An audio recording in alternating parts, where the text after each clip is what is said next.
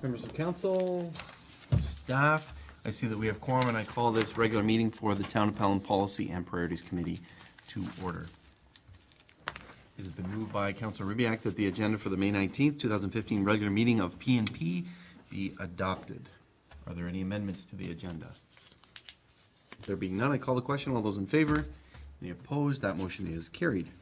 The next item is disclosure of pecuniary interest, that is, any conflicts of interest. Do any members have any conflicts they need to disclose at this time? Can that be so noted that there are no conflicts? Now we'll move into new business. It has been moved by Councillor King that the policy and priorities receive the issue summary report entitled Placement of a Crossing Guard at the intersection of Highway 20 West and Hay Street, and recommend the council approve the hiring and placement of crossing guard at the intersection of Highway 20 West and Hay Street beginning September 8th, 2015, between the hours of 8:20 a.m. and 8:50 a.m. and between 3:30 p.m. and 4 p.m. during school days. Questions, comments? This was a request by the school. Councillor Ribbiak. Just a question for information. In the report, it seemed like a remarkably small number of children crossing at that crossing. I wonder if that in fact is the case, because I haven't seen numbers for any of the other crossings. I don't know how that compares, and I don't know whether that's actually entirely relevant either to the question. But Thank you. Chief? Through you, Mr. Mayor. Yes, the numbers are relatively low at this point. We've witnessed up to 10 kids crossing, and we anticipate quite a growth there because of the new subdivision. But our concern is that section of the highway now is literally 4 lanes wide, and people coming in and turning, going into Tim Hortons, which is excessively busy in the morning. There's just so many blind areas. We're really concerned about, even if it's one kid. I think it's excessive. So. Thank you, Chief. Councillor? thank you, and I support that notion that even one kid would be too many if he was hurt there. But the number of children, do we have a sense of what schools they go to? Does that impact on the hours that the crossing guard would be working there? Yes, Mr. Mayor. No, whether the kids go to St. Alexander or they go to AK Wig, or the kids crossing there are going to AK Wig. But if there happened to be someone that was going to the Catholic school, then they would cross there and go down 20. And then the next guard down at 20 would pick them up. Thank you. Thank you. So I take it all the crossing guards work the same hours, and Yes. and even though there are relatively few children, maybe they're all gone at that point, the crossing guard stays until. Our crossing guard is required to man that station at a required time, even if no kids show up. They have to maintain those hours. Okay, thank you, Councillor. No, that clarifies it for me. Thank you. Thank you. Others? I presume out of this, if council does approve it at our next meeting, that staff will communicate with the school that requested it and inform them of it. So, going to call the question. All those in favor? Any opposed? That motion is carried. Thank you. The next item has been moved by Councillor Ribbiak that committee receives the issue summary report as pertains to the retention of a qualified consultant to review and prepare a justification report regarding the increase in the town's building permit fees, and further that committee recommend to council that the chief building official initiate a review of the town's building permit and other respective fees, and further that committee recommend to council that the CBO retain a qualified consultant to review preparation justification report regarding the increase of the town's building permit and other respective fees. Questions, comments? Councillor Durley. Well, thank you, Mr. Mayor. One question that begs to be answered. There's a demonstrated need for some increases in fees because the Ontario Building Code Act requires that we operate a full cost recovery, which we're not doing. I'm just wondering, what is the necessity of hiring an outsider to tell us what we already know? Because this report tells us that we're in a challenging situation. We need to recover it. Do we need to pay somebody from outside to come in and tell us that? This just struck me as strange as I'm reading this report. Thank you. Mr. Glover. Through you, Mr. Mayor, the hiring a consultant allows us a third party to review and have an impartial opinion on which fees or how we should raise these fees. It could be a contentious issue through the development community as well. Further, we may not just be looking at building permits, there may be other opportunities to look at other fees such as holding lock reading permits indefinitely, having open files indefinitely. There may be a fee or something we could charge on that, and having open files so that we manage these things, and a consultant may be able to advise us on that as well. Further, previously, consultants have been used for this task, so we're asking to repeat the process to go forward in the same status as we did previously. Thank you, Counselor. Just further to that, like, we've done this before and we're doing it again. Will we need to do this in the future as well? As you're saying, if there is an ongoing open file, all of this stuff, could this not be resolved in one study rather than having to go back to an outside consultant every time we need to look at a fee or development charge or a building permit fee? Mr. Glover?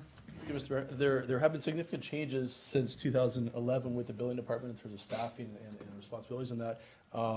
So once we come up to status quo, I guess, in terms of leveling it off, as long as we meet the cost of living, I agree, we may not need a consultant to do this work for us.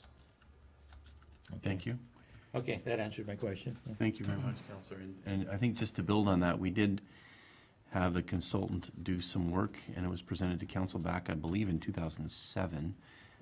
And we used, there was subsequent report, or work that was required by town staff in order to augment that. But that had been used at least once, possibly twice since.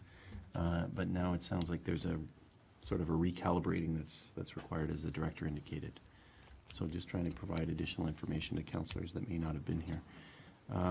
Councillor Rubiak, I think you had a question or comment? Thank you. Just a couple of questions. I take it that the cost of this, maybe it's in this report and I have missed it, but the cost of this would become one of those costs that's meant to be covered by fees? And, Glover? It would be us through Mr. Mayor. and the other question that I had kind of related to this is the issue of cost reduction that might also be reflected in fee structure through efficiencies or use of technologies, a variety of things. Does the consultant also comment on those? Do we have opportunities to explore that way? Thank you. Mr. Glover? Thank you, Mr. Mayor. Absolutely. We are introducing a new electronic format in terms of recording permanent information, issuing permanent information, and processing permanent information as well through the iCity program we run at the town here. There may be efficiencies that way to allow staff to work on other things more and be more productive. Counselor? I guess I'm looking for assurance that when the fee levels are determined, that it reflects those efficiencies as well as I guess whatever increases there were as a result of our organizational change or other costs that have gone up within the industry. Mr. Director? Through you, Mr. Mayor. On the report, on their methodology, that lists how the methodology will be done to determine the fees. Given at this point in time, when the study, if the study is done, the efficiencies at this time would be taken into account. Future efficiencies may be assumed, but I don't know if they'd be under this methodology. Counselor, does that help, or? Well, my concern, of course, is that obviously we need to cover the costs. The costs have gone up because, among other things, we've hired new and different people, a different number of people, so those costs have gone up. But we've also been pushing hard as a council at doing things differently, doing things better, faster. Usually with faster means less costs, greater efficiencies. Maybe I'm wrong. Maybe doing it faster and being a better service to our clients means it's more money. I don't know. But it seems that we've been pushing for that, and one of the benefits of it ought to be reflected in the fee schedule in some way. So I just want to be sure that we're getting not only coverage for the costs that we understand are coming, but we're also including into that equation the efficiencies that we've been asking for as well. Mr. Glover? Through you, Mr. Mayor. We have been implementing numerous things. When Mike Zimmer, the new CBO, came on board approximately a year ago or so, he implemented a number of strategies that he brought from other municipalities as well. We've changed staffing hours to accommodate the building community. We've change the level of inspector that's going to certain sites. As we said, we're implementing the iCity system. To name a few, we are currently and continually going through our process to see where we can improve.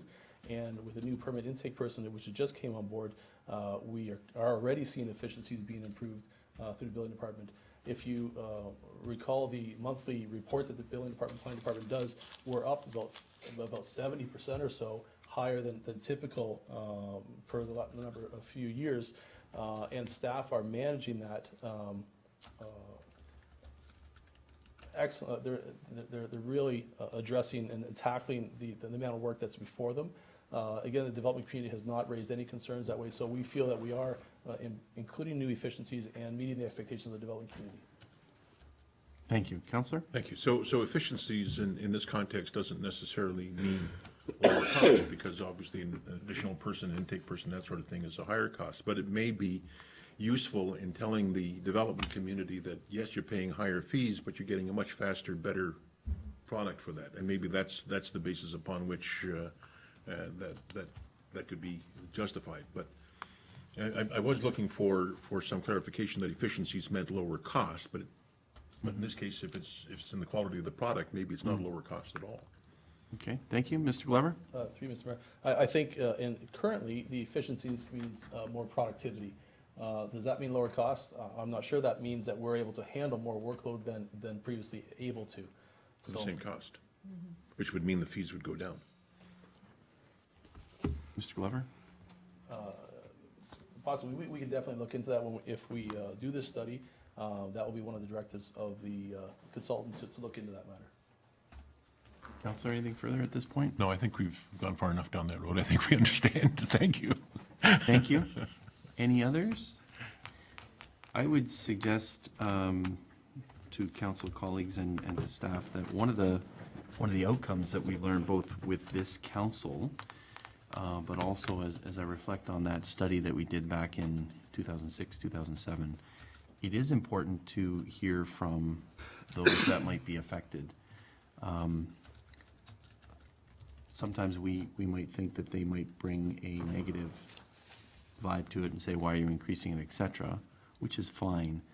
But also, as I reflect back to the 2007 period, they were quite involved, and there was a situation where the consultant had done work, and then a large permit came in. It was for Lookout Ridge, which really balanced everything off, and yet it wasn't taken into consideration. And so members of the development community were able to make the case quite succinctly to council that you really want to take another look at this. So my question, I guess, for the director is, what's the involvement of, if we go in this direction, what's the involvement of stakeholders in the discussion, or is that something that we can certainly work into this process?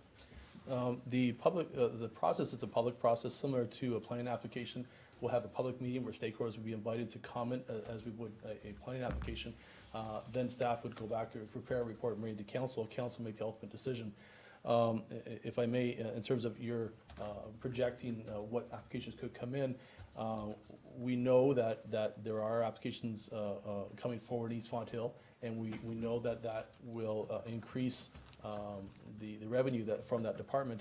How much, again, that will be something the consultant would look at. Again, we're also talking here about the cost of living shortfall, which is built up over time. So regardless if the new area East Fonthill would increase the revenue, I think we're still looking at a shortfall as well. But again, the consultant would be able to better advise us on that. Okay, just in terms of this, I guess two things. First, in terms of the specific example, it was the consultant was using old numbers, and yet a development permit or a development building permit application came in, and it was known, and that was in and already approved, et cetera, and the numbers were old, so there was a lag.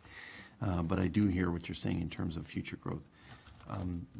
The second is staff may want to consider, in addition to a public meeting, that something like an open house or a roll up your sleeves around a table might be a better conversation as opposed to in this chamber with the conversation that one really can't have from the podium to councilors. So I think maybe that added piece would be very important. Oh, thank you. Anything further from members of council on this? I'm going to call the question. All those in favor? Any opposed? That motion is carried. Thank you. Thank you. The next item has been moved by Councillor Papp that the Policy and Priorities Committee receive the issue summary report and acting pay policy appended thereto, and the committee approve the acting pay policy as recommended for council approval. Discussion? Councillor Papp? Aren't we dealing with FEMIC revitalization?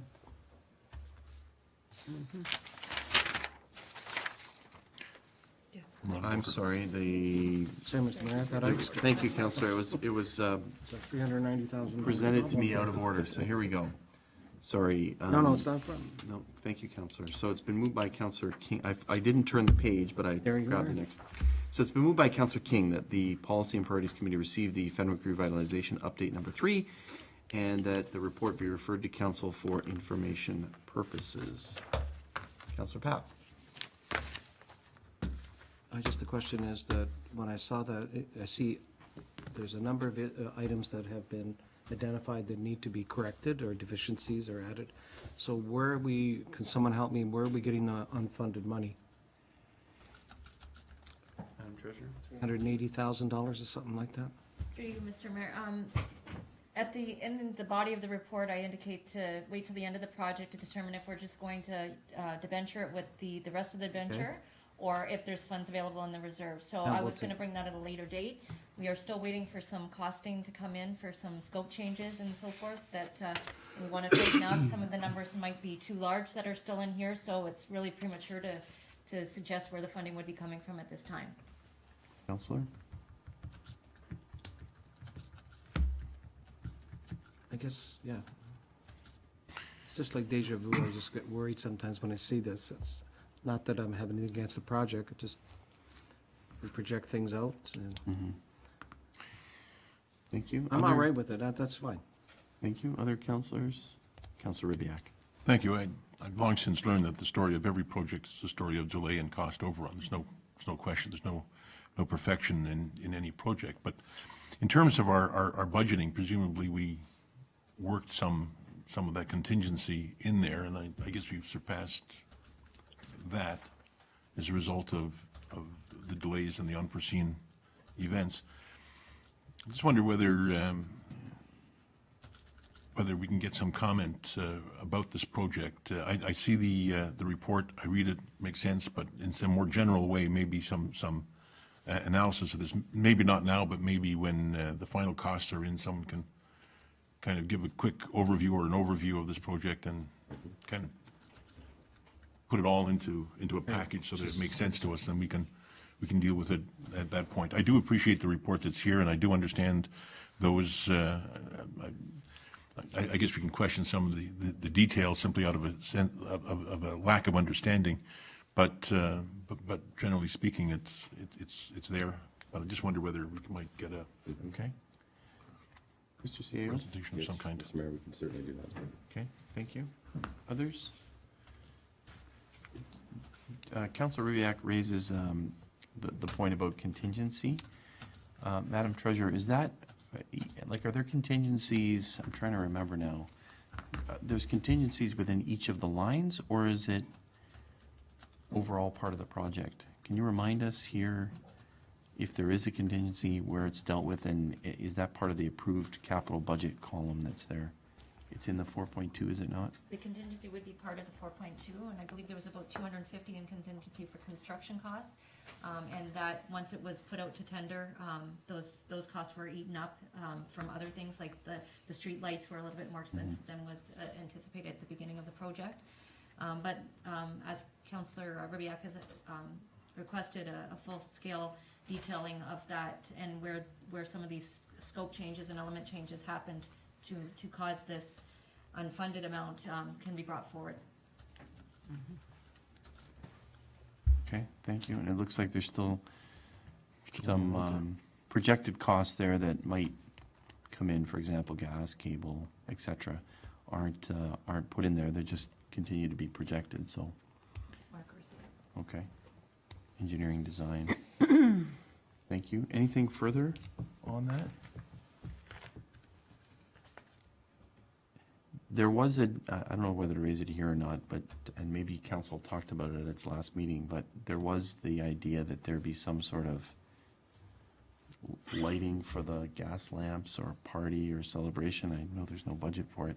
Can we just get an update on the status of that, Mr. Yes, Seo? Mr. Mayor, we're working on that, staff's working on that. I don't know, we did have a meeting scheduled with some of the folks in the neighborhood. Fortunately, I was away from the office, so we're attempting just to reschedule that, and we'll put a plan together with, in consultation with them. Okay, thank you. Anything else? Going to call the question. All those in favor? Any opposed? That motion is carried. Thank you. And now to the next, item, that was 4, which is the acting CAO policy, acting pay policy. Been moved by Councillor Papp that we receive the issue summary report and the council recommend the acting, it should be acting CAO pay policy, be recommended for council approval. Is that correct? Comments, questions? The first question, this is really only dealing with the CAO, is that correct? Mr. CAO? So this should be, if we can amend it to acting CAO pay policy. Questions, comments? Councillor Papp. Well, without getting into all kinds of, I could say, specifics, I would request that this be sent back to staff and that we look at the best practices of the 11 other lower tier municipalities. There are, through my own research, there are different practices and different undertakings, and I'd like to hear back how they are being done in the other municipalities. And it's done without prejudice. There was a couple of things in there that just triggered that. Thank you. You're going to move that we send it back and ask. That Director of HR, through you, Mr. Mayor, and the CAO, contact the other municipalities to see how they undertake, how they go ahead and do this, because also embedded is, I see in the consultant mentioned something, and I know it's about the CAO, they also mentioned about how to compensate people who move up into other positions at a higher grade. But let's just deal with the CAO, because I know we've done certain things, but I'd be curious to hear what other municipalities are doing. Okay, so that's been, I was going to say that's been moved by Councillor Papp, unless you want to hear from Ms. Gilbert. Councillor? Well, if she can answer the question and share the information, I would She be may, very, so I would like to see it and be circulated, because I have a couple others that have nothing to do with that, are similarly related on authority. Okay, through you, Mr. Mayor, I did reach out to my peers. I did hear back from 3 of the other municipalities as well as the Niagara region. And so Grimsby has no policy. They offer no pay increase. Niagara Falls offers the same as far as timeline goes, but they offer an 8% increase, not a 5% increase as a base. Fort Erie offers 0% for 1 week or less. And then they offer 5% for greater than 1 week, but less than 3 consecutive weeks. And then if it's greater than 3 consecutive weeks, they offer a 10% increase, and that starts from day 1. That's Fort Erie? That is Fort Erie, correct.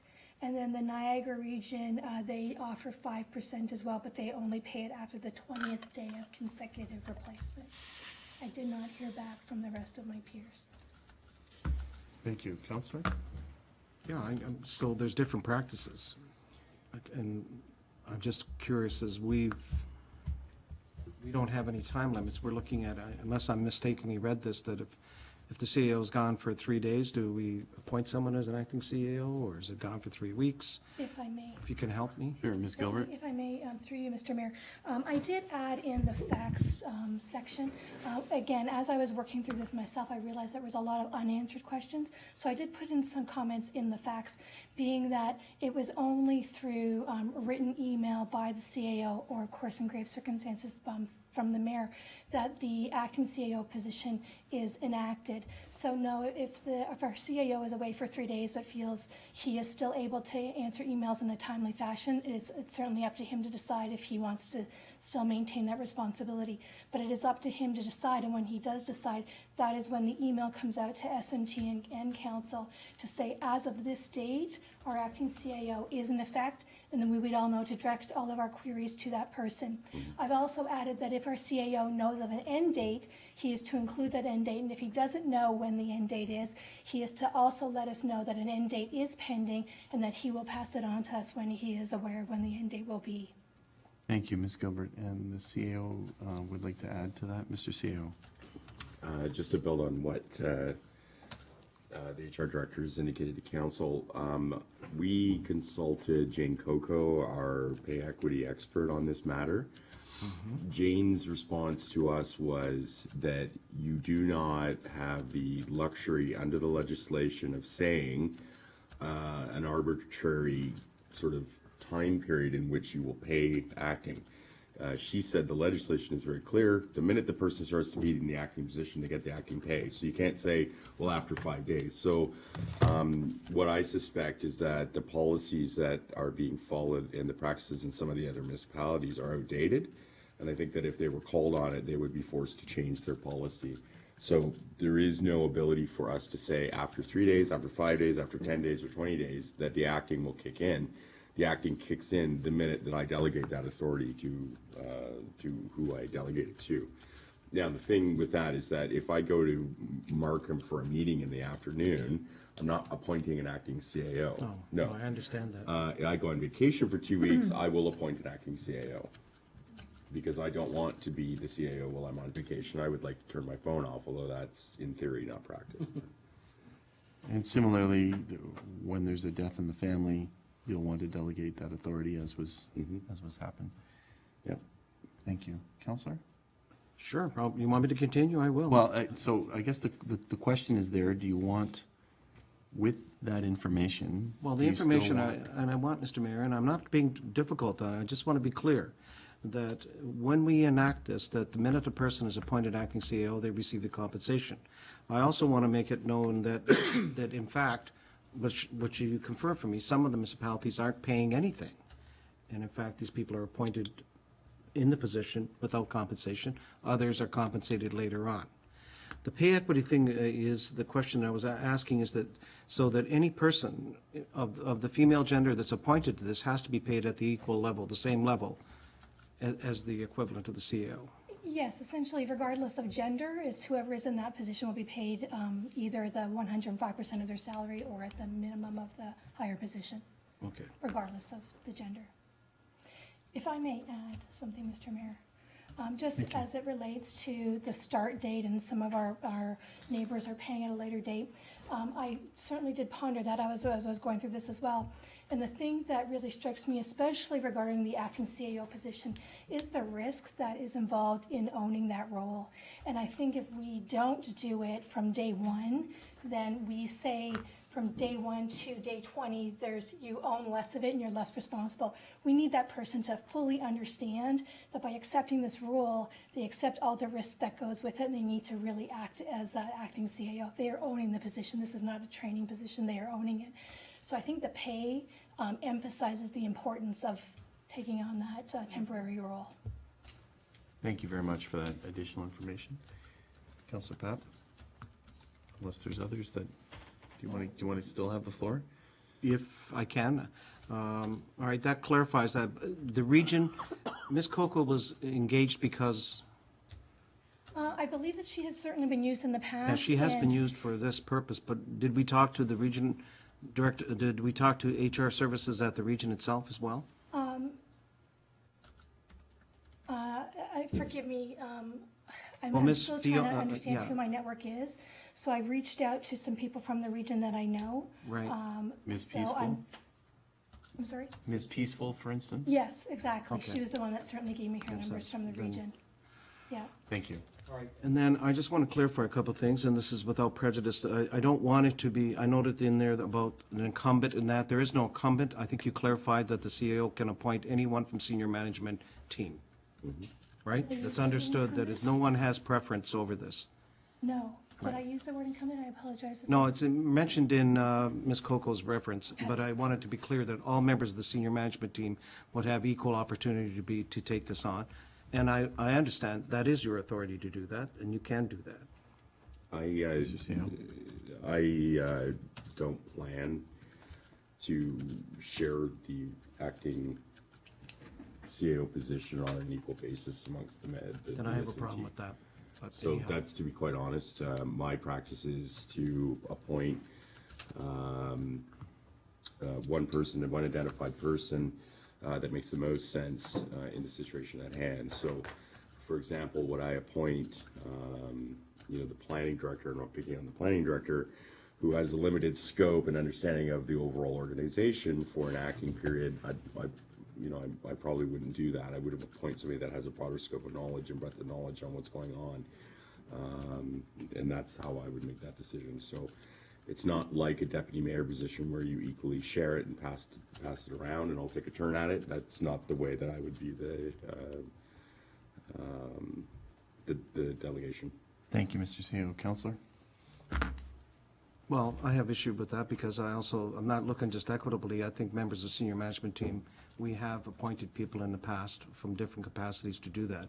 I respect your discretion and decision, but I think other opportunities in training and getting people ready for those types of mentoring succession should be considered. So I'll take it at that.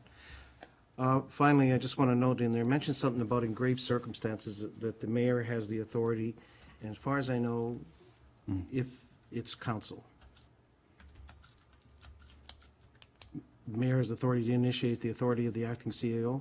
If there was something went wrong with you, then really it's up to council in consultation with us. So I'm not putting anybody in No, I spot, understand. but no disrespect, there is no administrative authority in your capacity other than that is vested through us. So it's implied there that you're not the one that's appointing it, you're appointing it through council.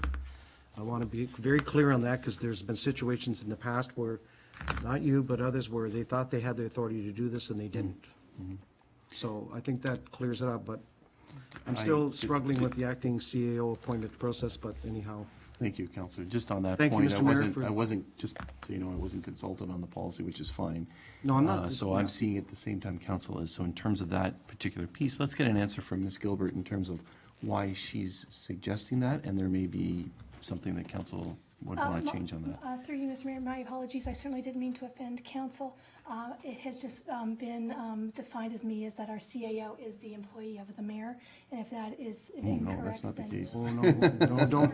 That's, obviously, it's just my misinterpretation as I am new to this. Please say no. Don't ever say that to him. He doesn't work for him, he works for, okay, so My that's. apologies. I will that's no gladly problem. change that. Okay, good. Ms. We're Gilbert, clear. what did you have in mind when you used the word grave, where is it here? Yeah, Or in under grave circumstances, what did you have in mind? Again, just, foreseeing if there is any circumstances, I was joking with our CAO, if he goes off to a tropical island, that all of a sudden there's some sort of tornado or hurricane and he cannot get off the island, there's no communication, that we need to make a decision as to what are we going to do.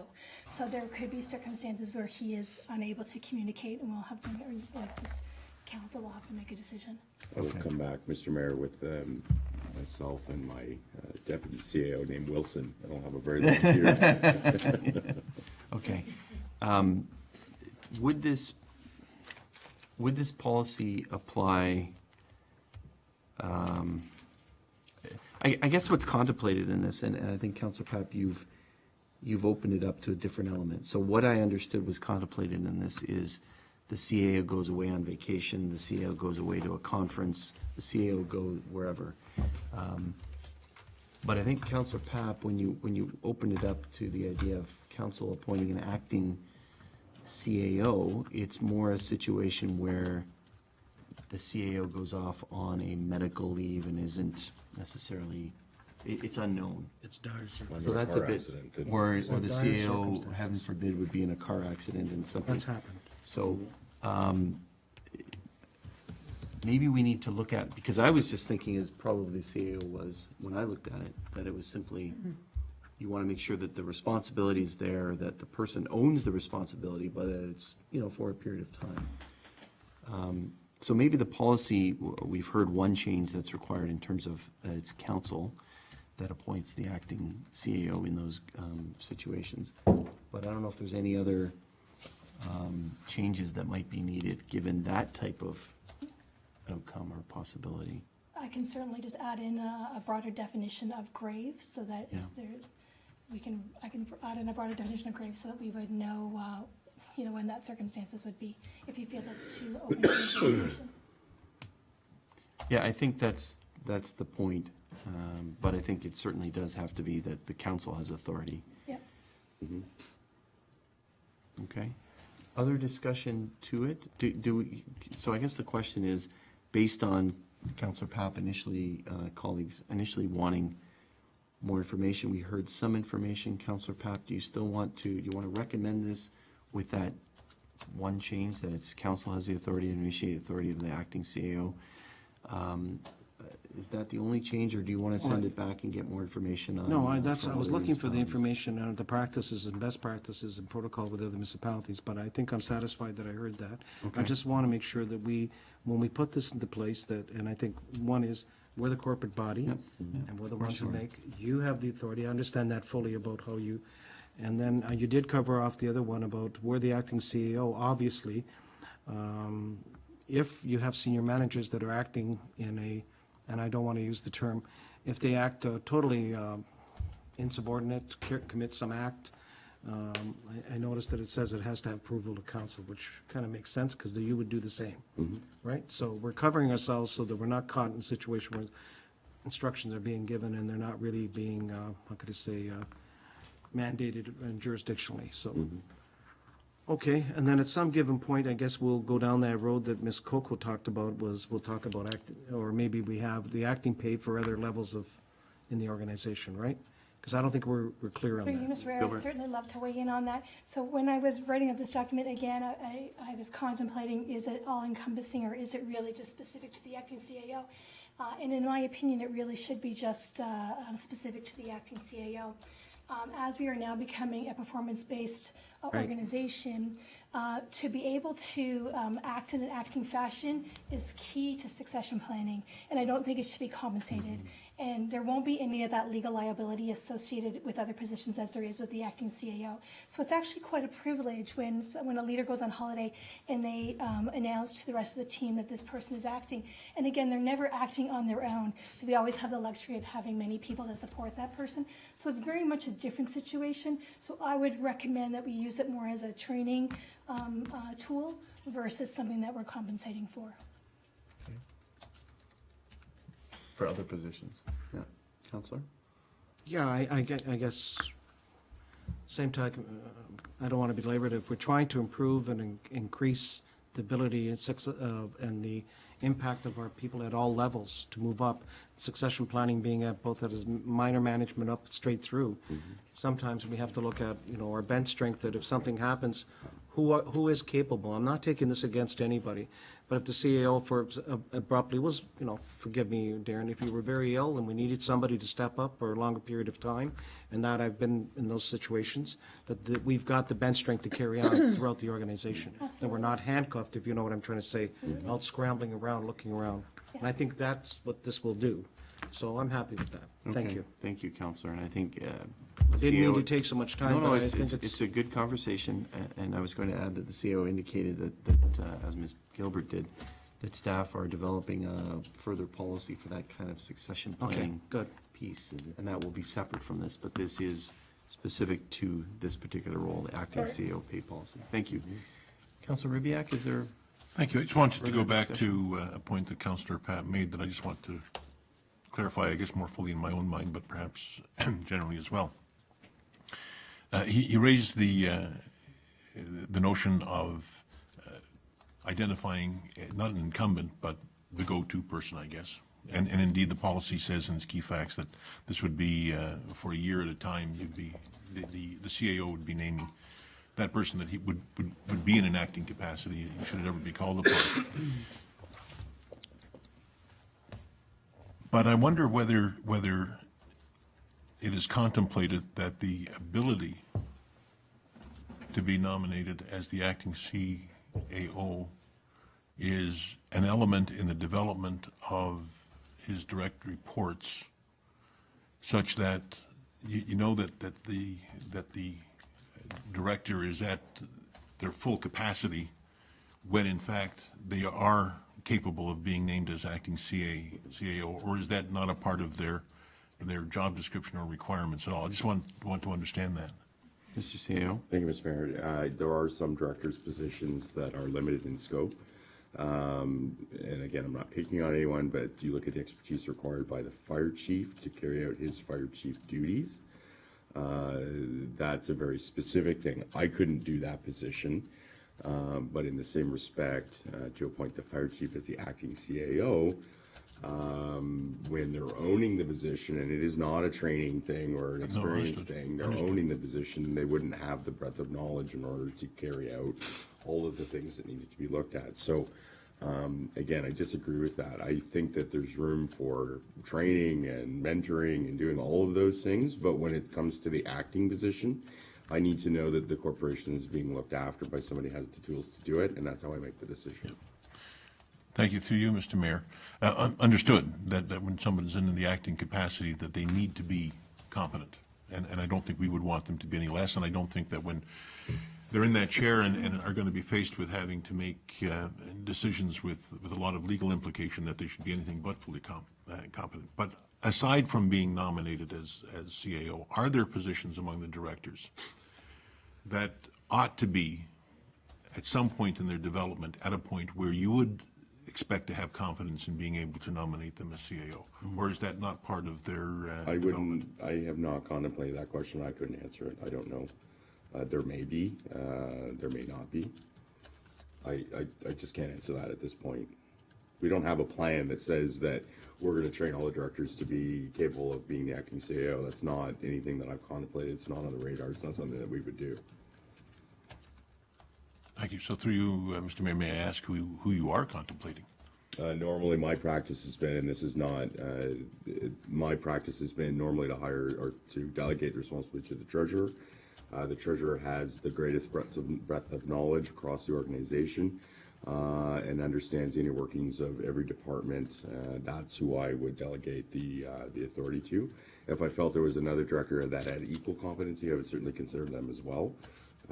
But that's what I do. That's been my practice since I started my career as a CAO. It's been the same practice since day one. Thank you, Mr. Mayor. I think it's clear enough. Thank you. Councilor Daly?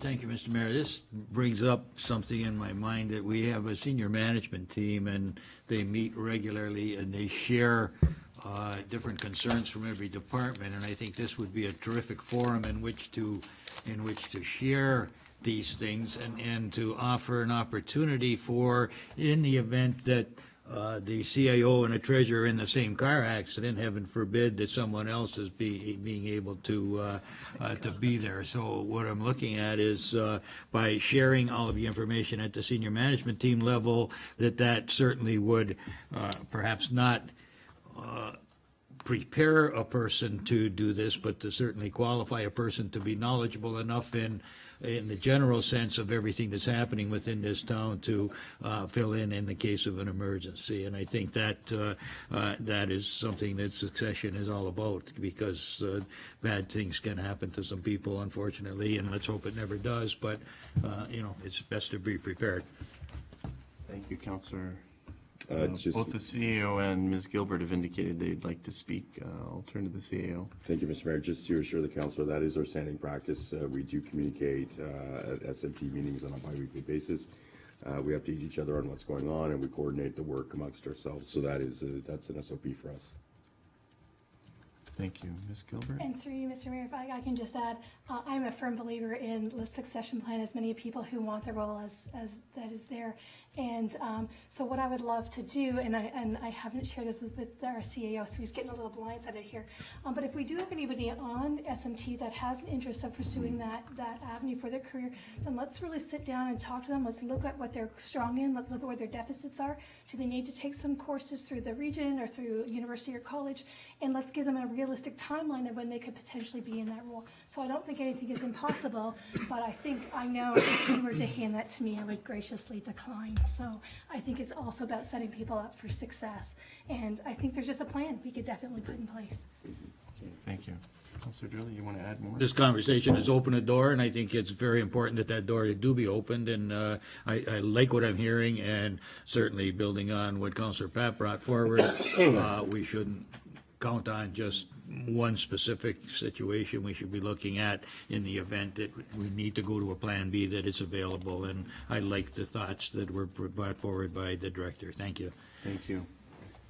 I guess hearing the conversation and just some questions come to mind. So for instance, and again, we're looking around the room and there's specific people, so I won't look at anybody, but what if the treasurer is not interested in that particular role? What if the fire chief is interested in that, as Ms. Gilbert indicated? But whatever, a different fire chief or whatever, right? So, so I think what I'm hearing from the conversation is the difference between this particular policy, which contemplates a one part, and council wanting to think about things like what Councillor Drley spoke about and others. The idea of succession planning among the senior management team. So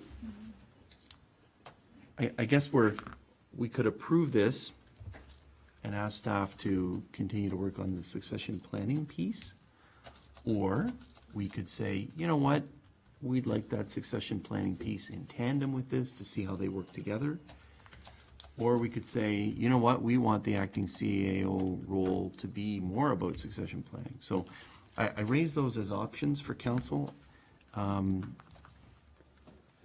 What I'm kind of leaning toward myself is the idea of I really want to see how this meshes with what staff have said they're working on, which is the succession planning policy. So that maybe we hold off, as Councillor Papp indicated earlier. He has the answers to the questions he was seeking, but the big question in my mind is, as councillors have indicated, how does this fit in? What does this mean?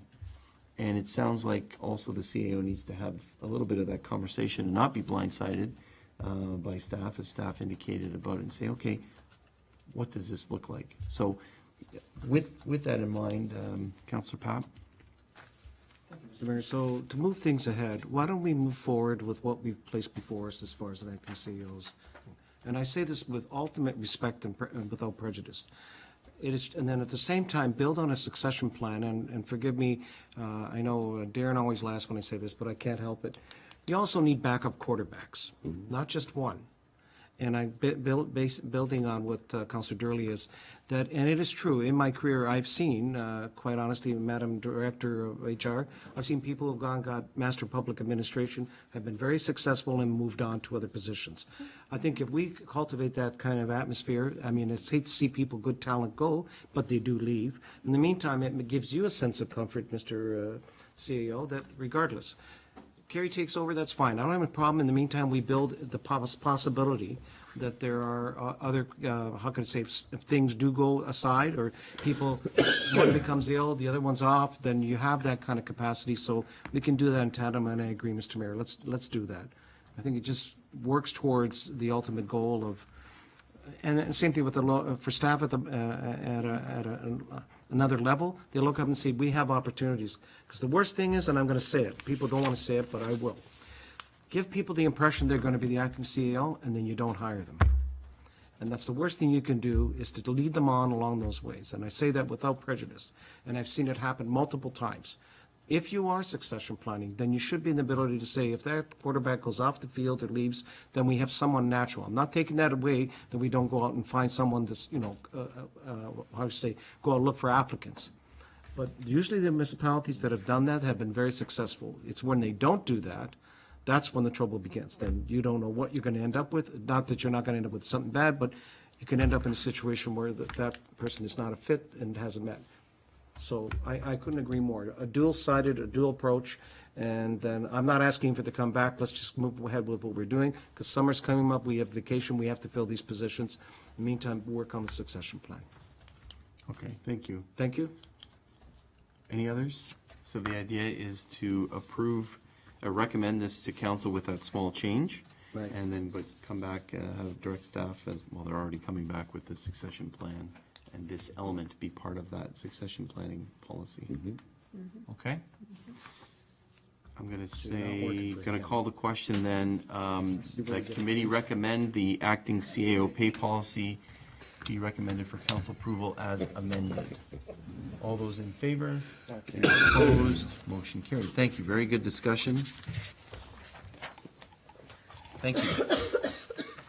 That's the end of our agenda. It's been moved by, thank you, Councillor Ribbiak, second, that this regular meeting of Policy and Priorities Committee be adjourned until the next regular committee scheduled for Monday, June 15th, unless sooner called by the mayor. All those in favor?